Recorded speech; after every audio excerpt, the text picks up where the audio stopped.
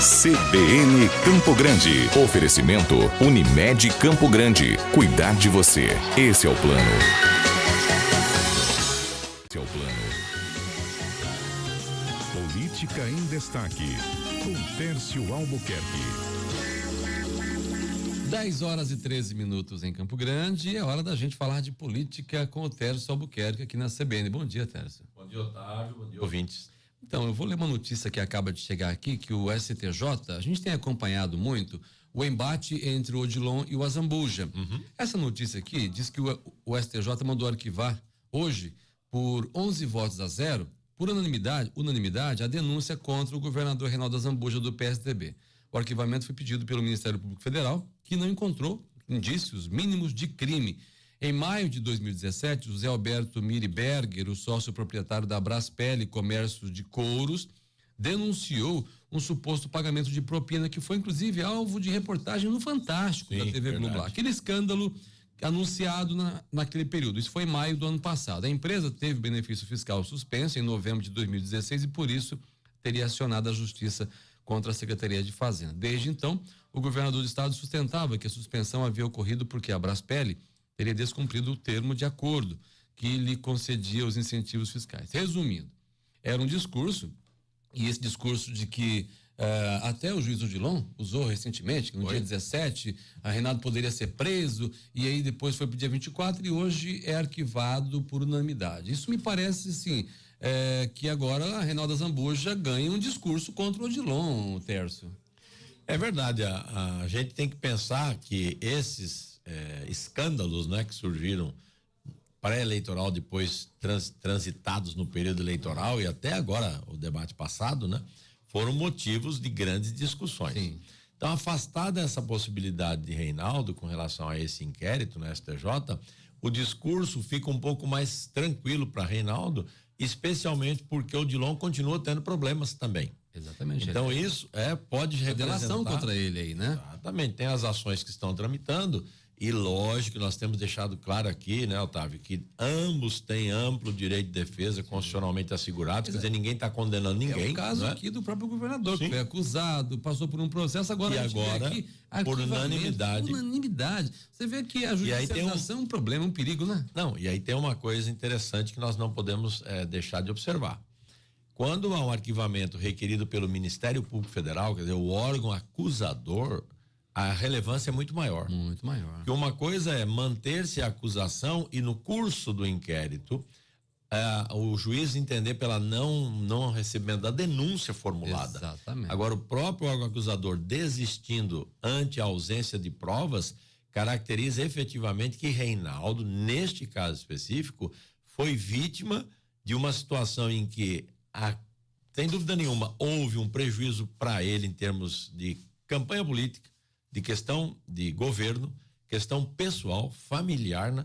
Então, o estrago, vamos usar essa expressão, grande, né? Que causa uma situação como essa, para depois um arquivamento, sem dúvida nenhuma, e hoje em dia há uma modificação na legislação, viu, Otávio, que permite nesses casos, caso comprovada que a denúncia foi infundada, até responsabilização do órgão acusador.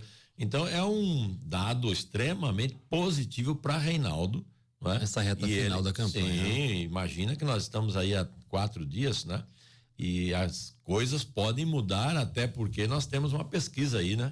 Que tá em exatamente. E deixa eu ler uma matéria aqui que é interessante. O advogado e sócio do Instituto Ícone, o João Paulo Calves, que foi preso no mesmo dia em que o ex-governador André Putinelli e o filho dele, André Putinelli Júnior, foi solto ontem pela Justiça. Ontem à tarde. Liberaram o João Paulo Calves. Tem ainda lá o filho e o pai, que os Putinelli estão presos. A expectativa, eu fiquei sabendo aqui, ou pelo menos existe, mais uma expectativa de que até sexta-feira Putinelli possa ser liberado.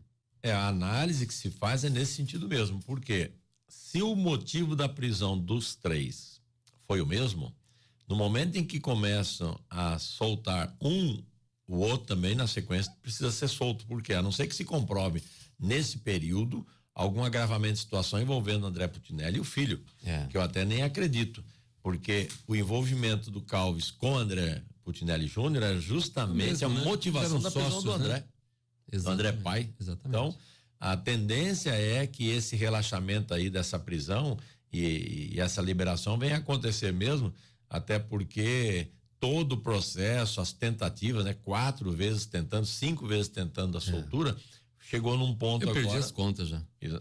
Agora acho que foi a quinta vez. É a quinta vez já. Que essa tentativa agora começa a dar resultado. Então pode haver uma mudança e não podemos esquecer que se essa soltura eventualmente acontecer do ex-governador Dona André até sexta-feira, pode haver influência disso no quadro eleitoral do nosso estado. Isso que eu iria te perguntar. Um vídeo gravado, uma declaração feita, um movimento, uma pedra mexida daqui, uma pedra mexida dali, pode acontecer movimento grande, né? Bem interessante, e vai depender muito, Otávio, da forma com que houver, vamos dizer que sai essa liberação, a forma da fundamentação da decisão da concessão do habeas corpus. E é o mesmo que aconteceu aqui com o Reinaldo. Exatamente, porque se a concessão for no sentido de que não se conseguiram provas suficientes para manutenção, o discurso, exatamente, o discurso político de André Putinelli vai ser bastante interessante. Vê o prejuízo que isso causa no meio político. A gente está tendo assim, a gente criminalizou, pelo menos neste caso aqui, o Brasil inteiro ficou sabendo de Reinaldo Azambuja, denúncia, aquelas armações e vídeos tal. A gente criminaliza, né, o político. No primeiro momento você diz, poxa, tá roubando, tá isso, tá aquilo. Aí vem o próprio acusador e diz, não conseguimos prova nenhuma, arquivo isso aí que não tem nada. Putinelli, preso já há 3 meses aí, já aquela situação. Agora, se for solto, não tem nada também. Poxa, então, mas olha só, e a nossa justiça? Olha só a questão da segurança jurídica que a gente tem que sempre levar em conta. No caso de Putinelli, todos tinham como o governador eleito do estado do Mato Grosso do Sul nas eleições. Próximo à campanha, prisão. Tiram do cenário político, e agora vamos eventualmente aí admitir que ele seja liberto agora sexta-feira, antevéspera da eleição.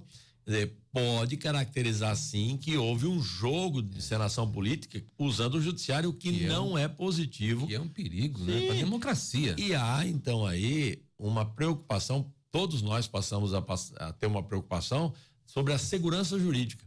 Em que momento que eu posso de repente ser vítima de uma acusação infundada ou que se mostra infundada, cujas consequências pessoais, familiares, de negócio, políticas, enfim, que envolve a pessoa, são catastróficas. E outra, não se reconstrói.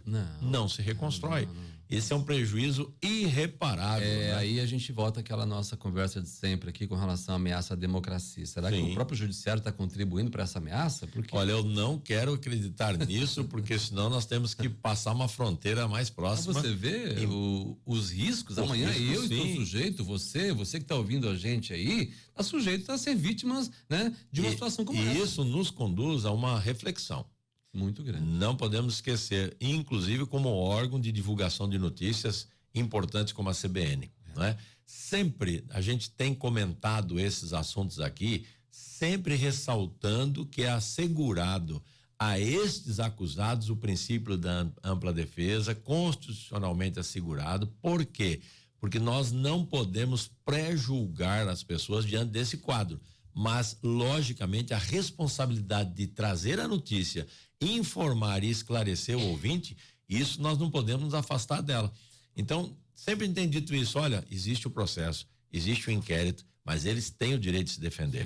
E aí esse resultado nos mostra que CBN sempre trabalhou nessa direção e numa direção correta de notícias que tem credibilidade.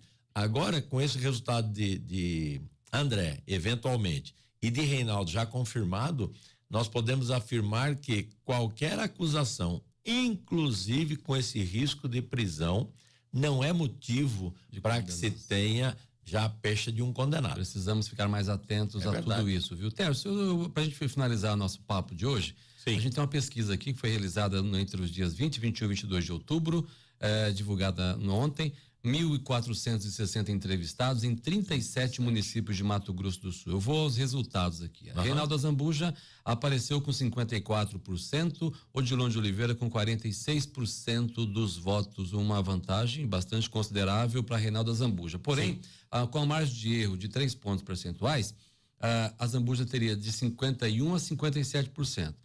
E o Odilon de Oliveira de 43% a 49%. Reinaldo ainda com a ligeira vantagem sobre o juiz. Porque nessa margem de a mais, né, de 49 para 51, cria uma proximidade, mas se nós considerarmos que se a pesquisa é bastante confiável, ela pode jogar a margem para mais no Reinaldo. Exatamente. Então essa diferença aí de 5, 6, 7 pontos, dentre essa margem nós podemos chegar até 10 pontos, muita coisa para uma chegada eleitoral. 4 dias, né? E você, assim, fato novo que pudesse beneficiar o juiz, a gente acaba vendo um fato novo que beneficia Reinaldo.